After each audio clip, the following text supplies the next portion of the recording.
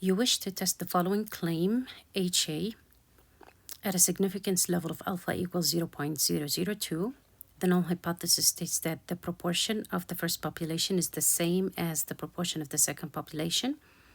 The alternative hypothesis states that the proportion of the first population is less than the proportion of the second population.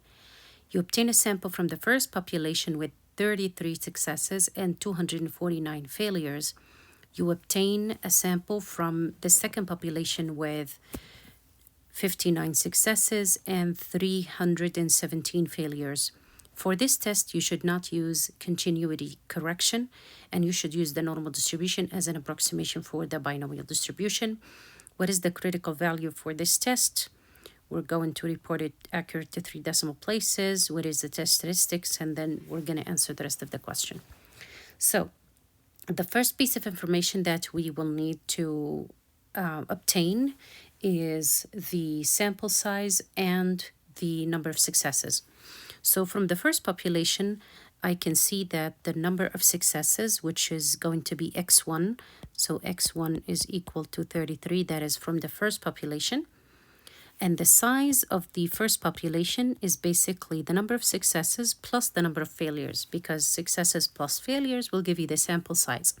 So 33 plus 249, which is going to be 282. Now, we're going to obtain the information for the second population as well. So for the second population, the number of successes is 59, which means x2 is equal to 59. And then the sample size is going to be successes plus failures. So N2 is equal to 59 plus 317, which is going to give me N2 equals to 376. Now, you have every piece of information that you need. Notice how this is a hypothesis testing for 2 population proportions. So you're going to go to the Master Excel workbook, and you're going to go to hypothesis testing for population proportions, and you're going to put your numbers in here. So this number right here is the 33, which is the x, and then I put the n1 in the second slot. Remember to remove p hat if you have it from this spot right here, and then you do the same with the second population. So 59 is the sample, is the number of successes, N2 is the sample size, which is we found out, and then remove p hat if there is any p hat here. Alpha was given in the question 0.002, and the type of test, remember to change the type of test to less than. So now, as you can see, the test statistic, the critical value is the one that is needed. So the critical value is negative 2.878. And the test statistic is negative 1.46. And then we're going to answer the rest of the questions. So the critical value, we said the critical value is negative 2. Let me go back to this one.